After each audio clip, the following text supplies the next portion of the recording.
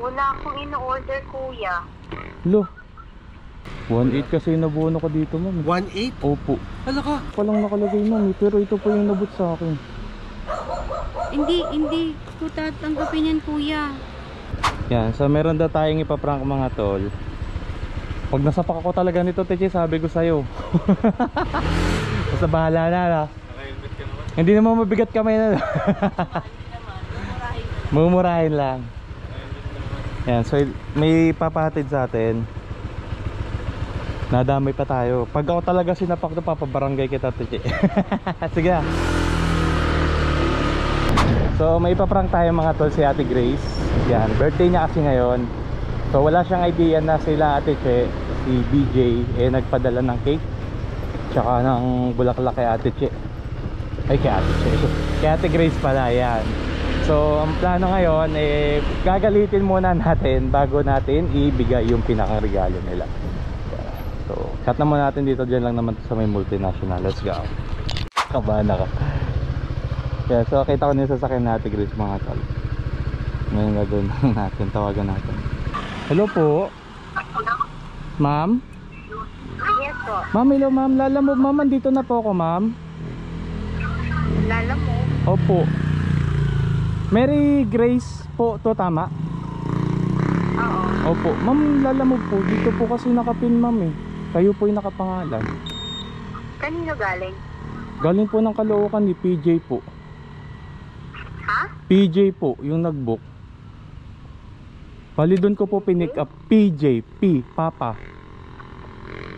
PJ? Opo.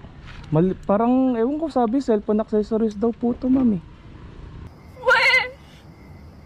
Hindi nga. Ha? Wala akong in-order, kuya. Lo. Ma'am, ang layo po kasi ng tinakbo ko. Hindi dito na po ako sa tapat ng bahay po ninyo. Galing PJ? Opo, tas may inabunuhan pa po ako dito, ma'am. Sorry, kuya, kasi wala akong in-order. Ano po? Wala akong in-order. Lo, paano po yun, ma'am? Hindi ko alam. Itawag mo dun sa nag-book. Kasi hindi ako ang nag-book niyan. Opo, paano kasi, ma'am? Dito po nakapin sa inyo. Kaya sabi kasi, so parang sorpresa daw sa inyo, kaya hindi ko kayo tinawagan po kanina. Ha? Hotdog. Yun ang sabi. Pero nagulat ako, sorpresa, pero may abono. Ha? Hotdog. Wala akong kilalang PJ kasi. Saka wala akong kilalang taga-Caloocan. Ganun po. Oo. Kaya nagulat ako. Surprise talaga yan sa akin kasi hindi ko talaga kilala yung PJ. Paano kaya to, ma'am? Pero may nakalagay na pangalan dito sa pinakang box, ma'am. Pwede check nyo lang po, baka kilala nyo po. Sige, teka lang. Sige po. Antayin na lang po kita dito, ma'am. Lalabas po kayo? Oo. Sige po, sige po. Ako dagat. Ma'am, kayo po? Ay, wala palang nakalagay, ma'am, pero ito po yung nabot sa akin. Hindi ko tatanggapin yan, kuya. Kasi hindi ko kilala yung PJ. Ano po?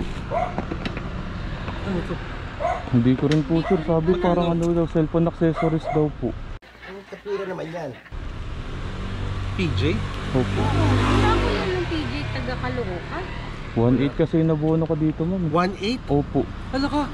Galing ha? Hindi, kuya. Number nyo kasi nakalagay, tas Mary Grace.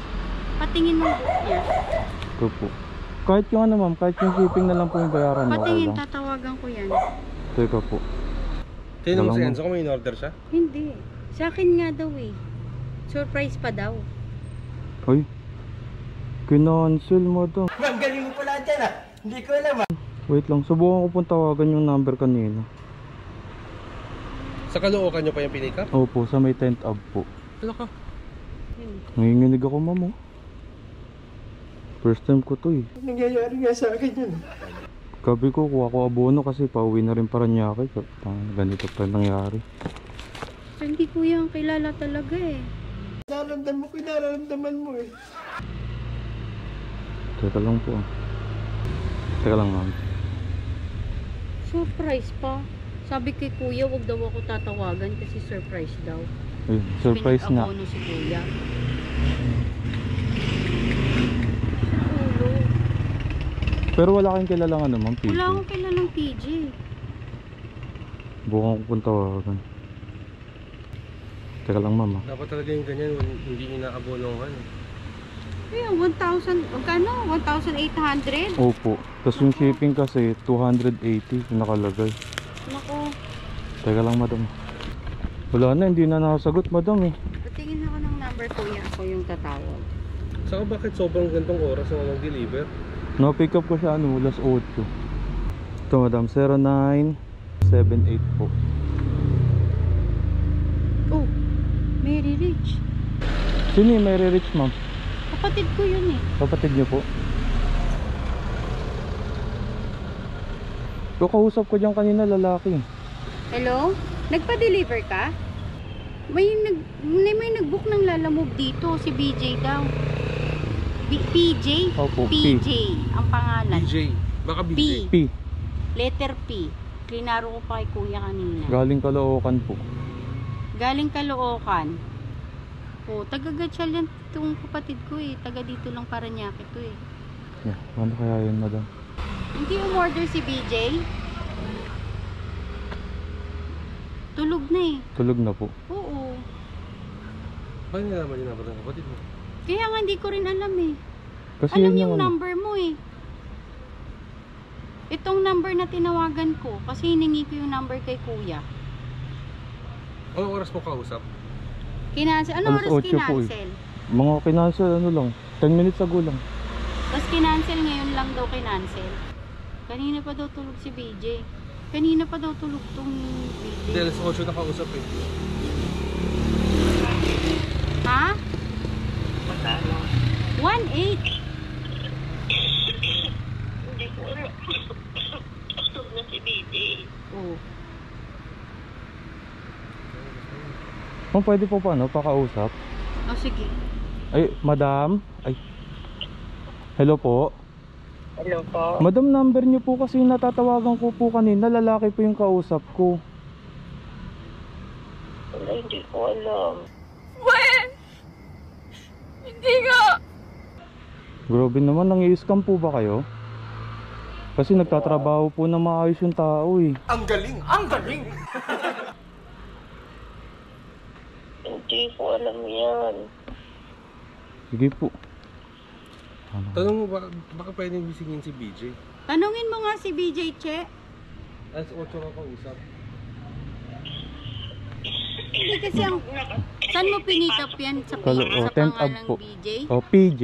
Pangalan PJ yung Opo. pinikapan mo? Lalaki po yung ano, kausap ko. Kala ko nga ano, kanino mo bahay nila pinikap mismo. yan? Sa Caloocan po. Kay PJ? Oh, PJ daw po yung pangalan niya. Itong tinawagan mo, taga Paranaque lang. Paano yun nangyari? Taga dyan lang siya.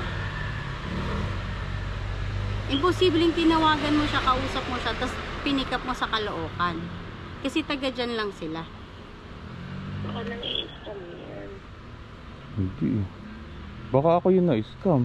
Kasi kinancel yung booking, kinancel yung ano, 10 minutes ago pagdating ni kuya. Di ba pag nagbubook yan may account yan? Opo. Anong account name?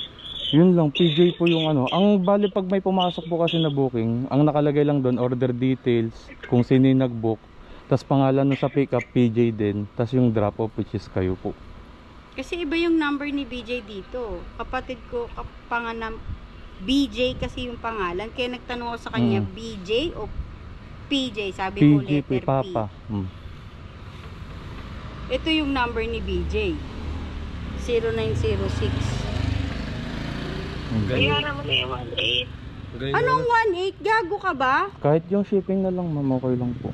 Eh, wala, ganun talaga. Tayong maghapon ko binahay yung 1.8 mo. Kaya nga eh.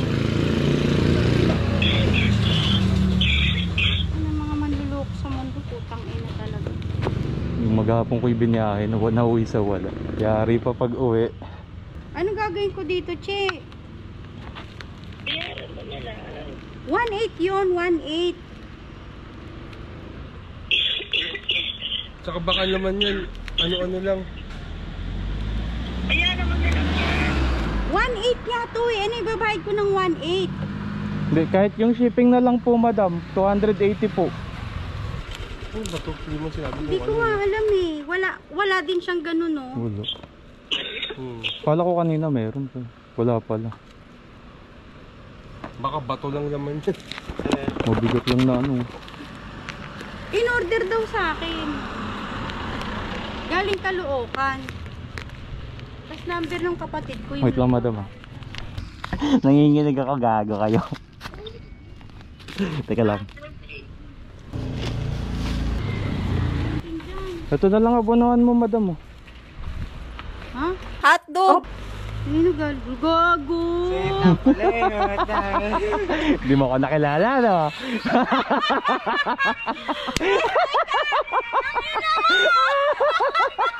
Ah.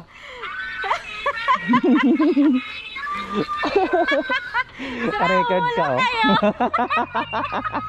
Gago na cheats! Nakita mo cheats! Nakita mo talaga! Galing mo Martin ah. Oo! May pangatog-gatog ka pang ayaw ka! Matulog na ako eh. Yan, so natapos na natin prank. Sa Ate Che. Yeah, thank you.